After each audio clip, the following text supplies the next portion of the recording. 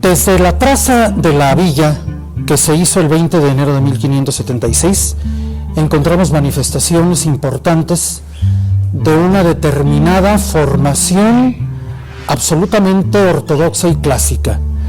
La traza misma de la villa, que en su mínima proporción fue la traza del damero hipodámico, exactamente igual que la de Puebla, prueba que aquí se aplicaron las leyes de las fundaciones para indias que luego habría de dictar Felipe II desde antes de su oficialización. Eran menos de 100 habitantes, 24 manzanas, y pues no alcanzaba a ser como Ciudad de León por el número de habitantes, que era menos 100. La traza de la Villa de León se hizo en base a un damero hipodámico, tal como la de Puebla y como la de las fundaciones de esa época, es decir, a partir de una plaza central en donde debía haber casas de cabildo, justicia, cárcel y mesón. Las manzanas, que fueron 24, contando la plaza serían 25, con objeto de tener los solares adecuados para los fundadores, para el ayuntamiento, para el pasto, y además se fundó la villa cerca de un río, como eran las fundaciones oficiales que se hicieron en esa época, con el objeto de que la población nunca careciera ni de seguridad, ni de alimentación, ni de agua. Posteriormente se fundaron los pueblos de indios de San Miguel y del Cuecillo para tener mano de obra para la construcción de la vía, y se les permitieron sus autoridades prácticamente autónomas, aunque siempre bajo la vigilancia de la autoridad central española, para que los usos y costumbres que no fueran conforme a la concepción, a la cosmovisión de la España de esa época, como la poligamia, el canibalismo, etcétera, pues para que no se dieran. Durante el virreinato se trajeron, como la mano de obra de aquí de León era un poco débil, se trajeron negros de África para trabajar, para hacer los trabajos pesados aquí en León. Por eso surge Cañada de Negros, ellos estaban establecidos ahí. De hecho, empezaron a saquear y a robar, y para controlarlos trajeron 20 arqueros de Pénjamo para tenerlos controlados. Ellos se empezaron a robar mujeres, y de ahí empezó a surgir un mestizaje y empezaron a surgir los mulatos. A partir de la instalación de los grupos naturales primigenios, guamares, guachichiles, cascanes, entre otros que luego dieron por llamarles en el entorno de la Gran Chichimeca, la llegada de los estancieros españoles benefició de sobremanera a esta población. Hoy por hoy, en infraestructura, tenemos una cuarentena de sitios arqueológicos como registro, para llegar a la actualidad de este siglo XXI con la consagración de espacios públicos y particulares que nos legaron nuestros abuelos españoles. Más probable es que quien haya trazado la villa fue uno de los fundadores, el maestro Cristóbal de Osuna, Cristóbal de Soria, que era originario de Soria, pero había estudiado en la Universidad de Osuna. Entonces es muy probable que él, que se llamaba maestro, aunque era clérigo, haya sido quien trazó el damero en base al cual fue creciendo la villa hasta conurbarse con San Miguel y con el Cuecillo muchos años después. Ya después de que surge la Villa de León, el 20 de enero de 1576, los españoles vivían ahí en esa parte, ya no quisieron mezclarse con los mulatos, con los mestizos, y acuden a Barrio Arriba. En ese tiempo era muy prolífera el agua entre el santuario y el Parque Hidalgo, que son ahorita. Se abastecían de agua, por ahí corría un arroyo y había pozos. De hecho, también se hizo un lago artificial en esa época. La primera institución creada para proteger a los habitantes tuvo lugar a partir de la fundación de la Alcaldía Mayor en 1580. La parroquia, un establecimiento definitivo, la creación de un protocolo, un notario público, un escribano, lo cual permite tener en este momento uno de los archivos más importantes de la región, el Archivo Histórico Municipal, cuya salvación se debe a don Vicente González del Castillo y cuyo estado actual de progreso se debe al licenciado Carlos Navarro Valtierra, quien lo incrementó de una manera sustancial. Pero es tan importante este archivo que cuando en 1780 vino el padre Ajofrín, un franciscano, a estudiar la región desde el punto de vista histórico, entonces él dice: es muy difícil investigar la historia de los franciscanos en muchas partes de la Nueva España. Excepcional es la Villa de León, que tiene un archivo, protocolo notarial y judicial desde la época misma de la fundación de la Alcaldía Mayor, desde 1580. Ese archivo existe y actualmente es un centro de investigación fundamental. Que aquí en León, pues uno de los recintos más importantes era, y sigue siendo, la Casa de la Cultura. Y en la Casa de la Cultura, pues yo recuerdo que se daban clases de ballet, de pintura, de música, y yo pues estudiaba en el Instituto Mailén, entonces pues estaba muy cerca, yo veía cómo pasaba la gente con sus caballetes, con sus pinceles, y iban ahí pues a tomar clases, ¿no? Entonces ciertamente sí es un recinto muy importante que es parte de la tradición cultural y artística de León. También recuerdo el teatro doblado. Mi mamá me llevaba muchas veces ahí a ver grandes obras de ballet. Recuerdo el Lago de los Cisnes, lo que es el Cascanueces, y también recuerdo, bueno, pues yo soy del barrio de Santiago, a mucha honra, uno de los barrios más antiguos de lo que es la ciudad de León, y a la vuelta, yo nací en la calle La Paz, a la vuelta de calle Las Artes, donde se encontraba ubicado lo que es la Arena Isabel, que todavía me llegó a ver jugar a los lechugueros, alguna que otra lucha, porque bueno, es de mucha tradición, también este recinto que bueno, ya desapareció desgraciadamente, pero que formó parte también del acervo, digamos, cultural, de lo que es nuestra tradición leonesa de la lucha libre. Orgullosamente formo parte del barrio Arriba y orgullosamente me siento leonesa por nuestro centro histórico, por todo el patrimonio que contamos en él. Empezando, lo más cercano que tengo, la catedral. Tenemos nuestra Casa de la Cultura, nuestro Teatro María Grieber, el Teatro Doblado. Tenemos como una construcción ya que se ha vuelto muy importante y emblemática, el Templo Expiatorio, con sus catacumbas subterráneas. Casi por el Templo Expiatorio está una de las primeras estaciones de tranvías de mulas.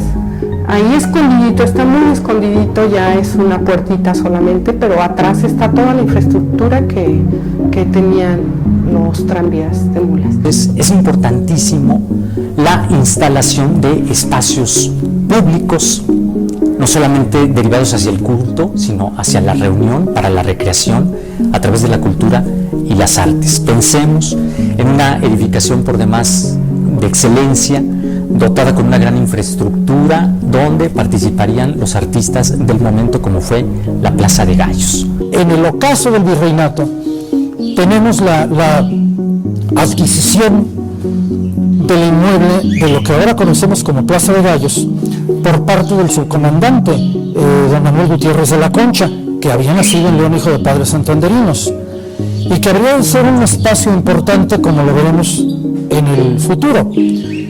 El Palenque de los Gallos, que luego tuvo otros destinos y que fue un lugar importante, habría de ser, como lo veremos, la cuna de actividades que fueron muy trascendentes y que lo siguen siendo. Es decir, allí hay la raíz de un espacio cultural importante.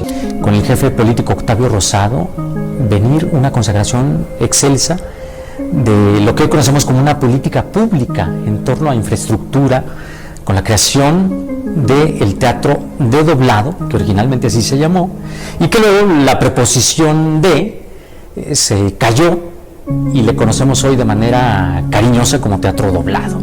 una construcción que recuerda a José Rosas Moreno, este gran poeta laguense, arraigado en nuestra tierra, participando en la política local, desde el Cabildo leonés como diputado, la conservación del momento de esa instalación de la primera piedra, 31 de diciembre de 1869, un acto muy callado, poca gente, donde se colocó en las hoy cuadras de Pedro Moreno y Hermanos Aldama ese registro natural del 31 de diciembre de 1869.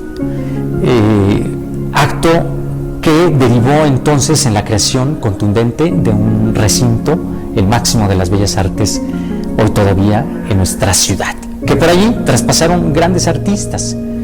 La primera apertura de este teatro, 15 de septiembre de 1880, una gran fiesta para los leoneses, se cantó por vez primera, por ejemplo, el himno nacional mexicano. Hubo participación de cantantes de ópera, que no nos extrañe que hoy tengamos una magnífica temporada de ópera y que no es circunstancial el que tengamos un teatro denominado para esto, y además el registro también importantísimo que hizo un leonés por 16 años que habitó entre nosotros, como fue José Guadalupe Posada Aguilar, que produjo aquí la mayor parte académica de su obra, y un pintor pues de la escuela de Pellegrín Clavé, uno de los grandes retratistas mexicanos del 19, que fue Juan Nepomuceno Herrera, cuya obra por fortuna podemos admirar en su parte substancial aquí en el Museo de la Ciudad. La escuela pictórica no terminó entonces. Después estuvieron Candelario Rivas y estuvo la escuela de don Antonio Segoviano, que formó artistas como Benito Castañeda, que luego fue llamado por Gil Preciado para restaurar el Teatro Degollado de Guadalajara y hacer las esculturas del frontispicio, Tobías Villanueva, Emilio Gómez, que luego fue director internacional de la sección artística del Reader's Digest.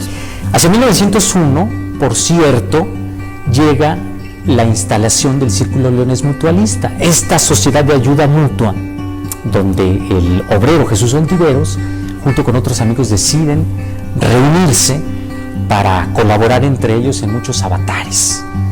La tradición de las asociaciones de ayuda mutua viene de Francia. Hacia finales del siglo XIX hay mención de algunas que se instalaron en la ciudad de León, no prosperaron, pero la consolidación de 1901 es importantísima. La instalación del Círculo Leones Mutualista entonces viene a dotar de un espacio cultural magnífico, no solamente de ayuda mutua, insistiría yo en ello, sino también de abrir el espectro a la cultura y las artes. El Círculo Leones Mutualista, sus integrantes son los responsables que en 1907 León haya tenido la visita del poeta Juan de Dios Peza, también llamado el Cantor del Hogar, para ofrecer un recital de poesía. Si Nicaragua, en el Teatro Principal, en ese mismo año, recibió a Rubén Darío, ¿por qué no habría León, México, en contraparte de León, Nicaragua, recibir a un poeta como lo fue Juan de Dios Peza, desde la gestoría de los amigos mutualistas? El Círculo de Leones Mutualista también posibilita la instalación de las justas poéticas y de narrativa de los creadores de la época, es decir, inauguran los Juegos Florales, donde se le canta a la ciudad, donde se le dice a la reina, a partir de la poesía, a la reina de las fiestas de enero, algunas cosas interesantes.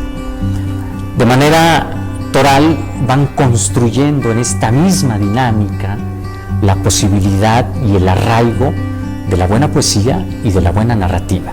En fin, todo eso tiene aquí sus raíces y luego no lo sabemos.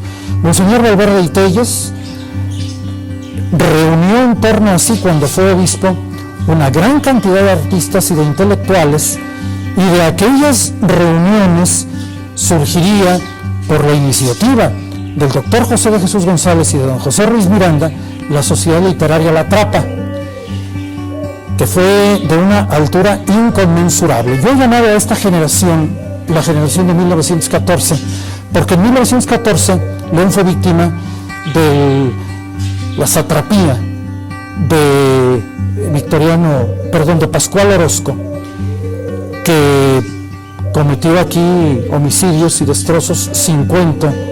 La Trapa gesta también infraestructura a través del Cuarteto de la Trapa, dirigidos por el doctor Enrique del Castillo, que en realidad no eran 4 músicos sino 6, generan también parte de esta infraestructura, pues son los periódicos Ars, el órgano difusor de La Trapa, un periódico a la manera de revista donde dotan de los trabajos naturales de poesía, de narrativa, de reflexión histórica, de música a la comunidad, para luego esta misma agrupación, junto con el Círculo Leonés Mutualista, parte de sus integrantes, hay una escisión interesantísima hacia 1949 que realiza de manera eficaz el padre José Fidel Sandoval Ponce, académico de la lengua española correspondiente, y que es el constructor del templo del Mezquitito, este templo de corte arquitectónico neoclásico, hecho con cantera verde traída desde la zona de Ibarrilla de León, que eso es también un dato interesante.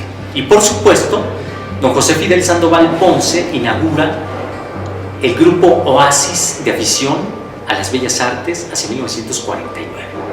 Gente muy valiosa, desde luego, con una formación distinta de La Trapa, porque La Trapa era absolutamente académica, y acá hay licencias para el modernismo que le impuso otro personaje fundamental de nuestra cultura, que es el padre Fidel Sandoval Ponce. Al paso de los años, Oasis se consagrará como una de las agrupaciones más importantes, vigente al momento, por supuesto, pero que junto con el Círculo Leonés, La Trapa, Sociedad Artística y Literaria, Oasis, Grupo de Visión a las Bellas Artes, algunos de los integrantes migran a la Corresponsalía León del Seminario de Cultura Mexicana. En 1952 se reúnen y utilizan un espacio eficaz y ligado por antonomasia a la difusión cultural, a la educación, como es el antiguo Colegio del Estado, hoy conocido de manera natural por todos sobre la calle de Álvaro Obregón como la Prepa Nocturna,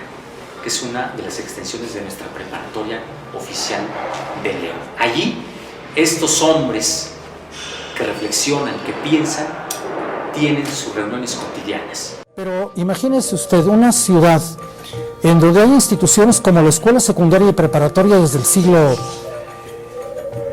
XIX, que produjo una cantidad enorme de intelectuales. Por ejemplo, aquí estudió Rubén M. Campos, el gran investigador folclorista y compositor y rescatador de la música tradicional mexicana, pues aquí estudió en la preparatoria. Aquí se formó, tiene una obra que se llama A la Ciudad de León, una obra poética, en donde describe todo lo que fue la vida intelectual de León en la época porfiriana y un poco después. Tenemos la obra de don Manuel G. Tinoco, el compositor que estudió en Berlín, que fue discípulo de los discípulos de Wagner y de Liszt, y que aquí compuso y aquí enseñó y llegó a componer obras para que las bailara Ana Pavlova. En fin, hay muchas cosas que hay que conocer para entender que manifestaciones como el Fórum Cultural no son propias de Nuevos Ricos, son manifestaciones sólidas que emanan de una tradición profunda que hay que rescatar y que, por fortuna, gracias a gente interesada en estos temas, particularmente, hay que decirlo, al licenciado Roberto Plasencia Saldaña, que fue el alma de ese proyecto, ahora León sí es un punto referencial fundamental en el mapa del continente como uno de los lugares que más manifestaciones de arte y de mejor calidad y mejor escogidas produce. El proyecto inicia con una visión conjunta entre el sector empresarial y el sector de gobierno del Estado y la Federación. Prácticamente se da en función de una serie de factores que coinciden. Uno de ellos es el Instituto Lux vende sus terrenos, y con una visión muy clara del licenciado Roberto Plasencia, él ve la posibilidad de que este espacio se pueda potencializar en algo que tenga una proyección importante para la ciudad y para el estado. Y él en ese momento platicó con una serie de líderes nacionales, entre ellos el gobernador y posteriormente presidente de la República, el licenciado Vicente Fox Quesada, que a través de una serie de gestiones y a través de una serie de proyectos que encargaron y de una visión realmente conjunta, pudieron realizar un proyecto y verse materializado inicialmente hace 10 años. En este año 2016 estamos cumpliendo 10 años. Entonces en el 2006 empieza esta apertura a nuestro público, pero fue realmente con una visión muy amplia del sector empresarial y gubernamental. El Fórum Cultural en este momento pues está a la altura de los grandes espacios culturales del mundo y es muy superior a muchos. Aquí son 9 hectáreas dedicadas a actividades culturales que se han producido aquí con la primerísima calidad, pero además, y esto ni los cantantes que vienen a veces lo saben, como Noé Colín, pues Noé Colín es un extraordinario barítono y además pues es descendiente de la escuela de Jasso, fue discípulo de Jasso, y Jasso pues aquí fundó su escuela. Y la fundó ¿por qué? Pues porque Virginia Galván de Nava había sembrado la semilla que luego cultivó su alumna Mercedes Mendoza, esposa de Enrique Jasso. Y estamos retomando la tradición con el Fórum. Yo recuerdo en alguna ocasión que vino Ernestina Garfias, que estaba destruido el teatro doblado, y cantó Rigoletto en el Teatro del Seguro Social, y dijo: yo sería capaz de dar una serie de recitales en León y montar óperas y ceder todo lo que yo pudiera ganar para que León recuperara su espacio. Bueno, pues ella no lo ha visto, lamentablemente, pero el Fórum es lo que ella, que es la mejor soprano que ha dado México, hubiera deseado. Les digo, en los tiempos modernos. Entonces, el Museo de Arte y Cultura, el Museo Regional que está incorporado al Fórum, la biblioteca, el Auditorio Mateo Herrera, que tiene una acústica extraordinaria, el Teatro del Bicentenario, dirigido por el maestro Alonso Escalante, y detrás de todo ello late el vigor y el ideal de Roberto Plasencia. Pues todo eso ha colocado a León ya en el punto que siempre tuvo, un referente cultural que antes no era conocido, pero ahora sí lo es. Y de manera final, el Fórum Cultural Guanajuato, pues con esta oferta permanente, seguro crecerá y tendrá un dinamismo todavía mucho más formal, y tendrá la posibilidad de que nuestros artistas de la localidad tengan también el peso suficiente para poder entrar a los foros habidos y por haber. Tenemos ya un gran principio y una base formal, el coro del Teatro del Bicentenario, allí está conformándose esta agrupación operística. Pienso también en el resguardo que tiene el Museo de Arte e Historia de Guanajuato con el legado de pintura de nuestros creadores locales. Allí hay una muestra fehaciente que también mantiene el Museo de la Ciudad de León ya con esa treintena de años. Ahí tengo que hablar un poquito de mí, lo cual me molesta, pero no se entendería esta situación si no explicara las cosas desde cuando yo las conocí. Yo tuve un tío que fue discípulo de don Manuel Toussaint y del Marqués de San Francisco, don Manuel Romero de Terreros, que se llamó Gonzalo Obregón y Pérez y Liceo, que fue uno de los fundadores y catalogadores del Museo de Tepozotlán, fue uno de los fundadores y catalogadores del museo que está en el Instituto Nacional de Antropología e Historia, en el Castillo de Chapultepec, y que fue uno de los grandes conocedores del arte virreinal y de los que lo rescataron, porque antes de Toussaint, de él y del Marqués de San Francisco, pues México comenzó a llamar la atención por su pasado prehispánico, pero el virreinal no había sido todavía descubierto. Él se fue a la Ciudad de México, donde hizo su carrera, fue diplomático, pero su vocación fundamental pues era la de historiador del arte.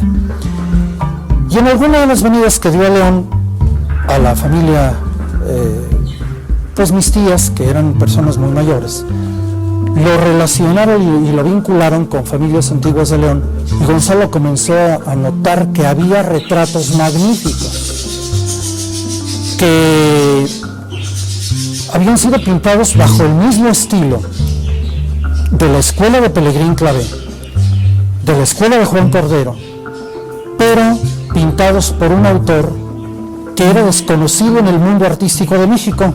Él investigó quién era Juan Nepomuceno Herrera, o Juan N. Herrera, y cuando aquella generación que poseía esos cuadros fue desapareciendo, Gonzalo procuró reunir una colección con toda esta obra pictórica leonesa, retratos de personajes leoneses, retratos hechos, y luego encontró que en Zacatecas, en el Colegio de Guadalupe, pues había obra del mismo autor, y que en otros lugares de México había obra del mismo autor sobre el cual no se conocía nada.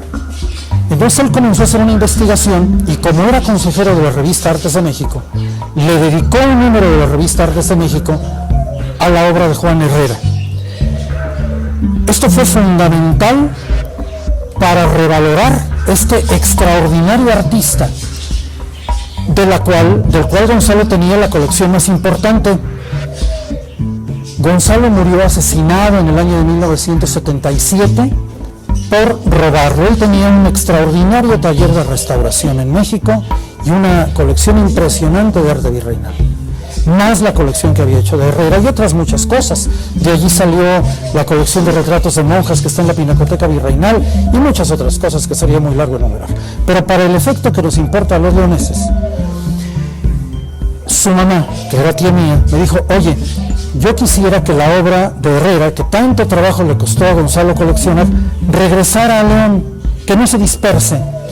El licenciado Roberto Plasencia Saldaña era presidente de la Junta de Administración Civil, y yo acababa de regresar de Europa, donde estuve estudiando varios años, cuando se produjo la muerte de Gonzalo, y fui a hablar con el licenciado Plasencia sobre esto que estamos comentando. Él inmediatamente aceptó que se comprara la obra de Herrera. La familia de Gonzalo la dio en un precio prácticamente simbólico con tal de que se quedara aquí, y ese fue el origen del Museo de la Ciudad. El licenciado Plasencia compró la obra de Herrera y pasó el tiempo. El crecimiento, por supuesto, de instituciones museísticas como el que congrega la Universidad de La Salle a través de mi museo, como el que congrega el Instituto Oviedo a través también de un museo particular en honor a la leonicidad, que eso es importantísimo, y las galerías independientes de resguardo de los artistas. Ahí va ligado todo ese apartado.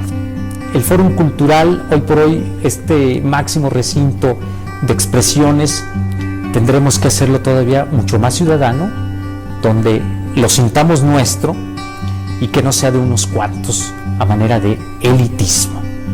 Necesitamos comunicarle, informarle y darle conocimiento a la gente que no se necesita ir de traje o de pipa y guante, como se decía, para ingresar a alguno de los recintos, sea Teatro del Bicentenario, Teatro Estudio del Bicentenario, la propia escuela de la Universidad de Guanajuato con el Auditorio Mateo Herrera, la Biblioteca Central, el Auditorio Mateo Herrera, o bien el Museo de Arte de Historia, los jardines, para apreciar la escultura notabilísima de grandes autores que tenemos. En fin, una oferta fundamental que tiene. Lo mejor es que ya hay libertad. Las autoridades permiten que los artistas tengan la oportunidad de ocupar espacios públicos y privados. Porque yo todavía recuerdo cuando a los artistas los limitaban, así te lo digo, porque era una sociedad muy cerrada, muy moralista. Los papás en ese tiempo pues, iban al teatro cuando venía algún espectáculo de un comediante. Realmente nuestra ciudad en cuestión de cultura, pero propiamente el arte es muy corta, pero se ha ido presentando de manera muy rápida, muy radical. La licenciatura en Cultura y Arte, o como a mí me gusta más decirlo, Gestión Cultural, es uno de los pocos programas académicos que existen en nuestro país. es muy especializado en torno al quehacer cultural y artístico que existe en el caso de la ciudad de León, inmediatamente en nuestro estado, y por supuesto también a nivel nacional. En la ciudad, pues bueno, cada vez gestores culturales han tenido una inserción en distintos trabajos. En mi caso actualmente pues puedo hablar que participo en dos, que es el caso del Fórum Cultural Guanajuato y especialmente llevar a cabo la dirección de la red de espacios culturales independientes aquí en la ciudad de León, Guanajuato. En el siglo XX se produce en León un fenómeno muy importante que no ha sido lo suficientemente estudiado. Siempre escuchamos decir, y a mí me duele mucho, hasta los mismos leoneses, oye, ¿y qué hay en León?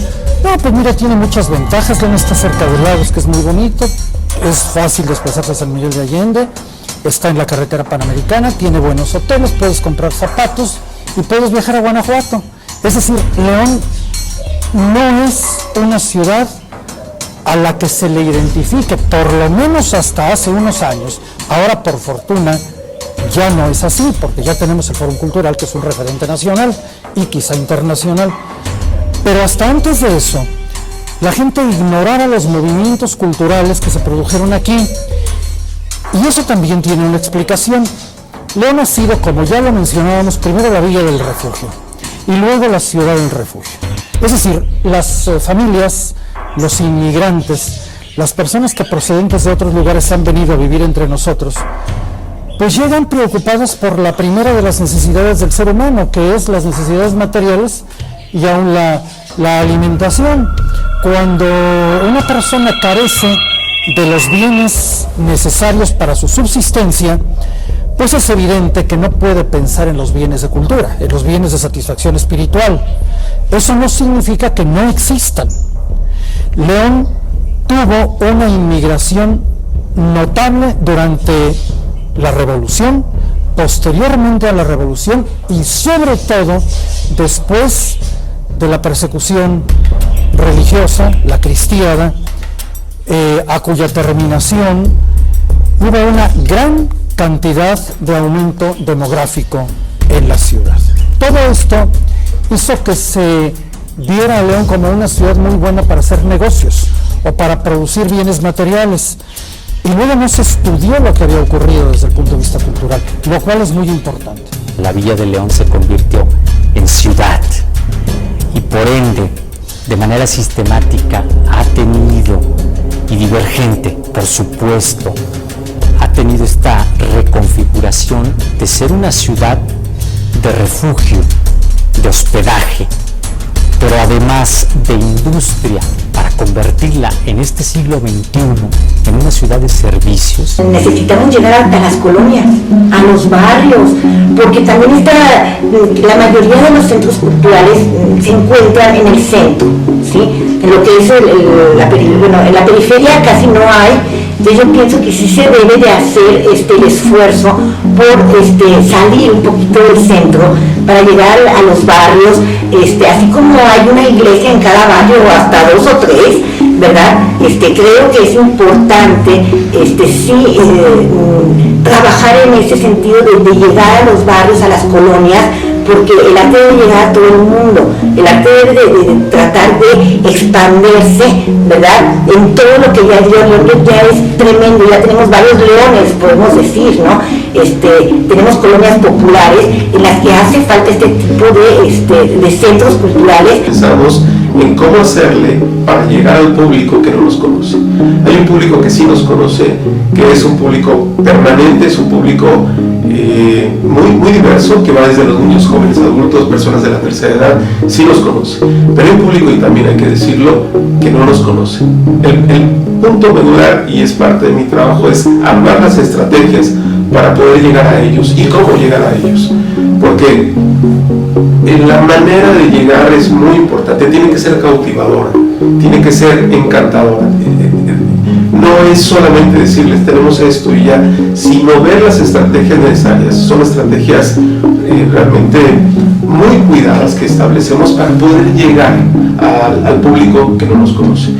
Creo que no ha habido suficiente promoción ni difusión. No hemos sabido abonar este potencial que tenemos para constituir a la ciudad de León como una población que genere expresiones de vanguardia a nivel nacional y mundial en materia de cultura y de arte. No hay que perder de vista el enlace natural que un festival como el Internacional de Cine de León tiene para con la llegada del invento fundamental del siglo XIX como lo fue el cinematógrafo, sea desde el ámbito de los hermanos Lumière o desde el ámbito de Tomás Alva Edison.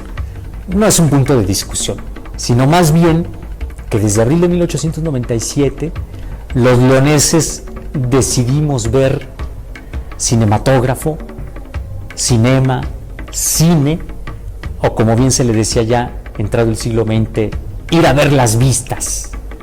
No podemos perder ese enlace natural porque León siempre ha sido una ciudad ligada al cinematógrafo en su ser y su quehacer. Un festival como el nuestro abona demasiado y nos llena no solamente de compromiso, de obligación, sino también del deber y el saber comunicar a las nuevas generaciones que un festival como este nos representa a todos ante el mundo. Es decir, sí me veo yo en una pantalla de cinematógrafo desde León, pero con el gran espectro y en el rol de los grandes festivales. A mí me parece, nos hacía falta, me parece extraordinario que tengamos un festival como este. Si me preguntaran cuál sería una palabra en la que yo diría que a partir de eso podríamos crecer en cuestión cultural, sería vinculación. Vinculación nos sirve para la competitividad, para la comunidad, para el crecimiento y para muchas otras cosas más. En fin, creo que León tiene actualmente un futuro muy promisorio en el aspecto de la sensibilidad estética y artística. La ciudad de León tiene también la capacidad de permitir el surgimiento de talentos de jóvenes que van a sorprender al mundo. Queremos, junto con Guanajuato, capital, y todo el estado, ser el destino cultural de México, y no solo de México, que sepan que León y Guanajuato tienen cultura y tienen mucho que ofrecer al mundo.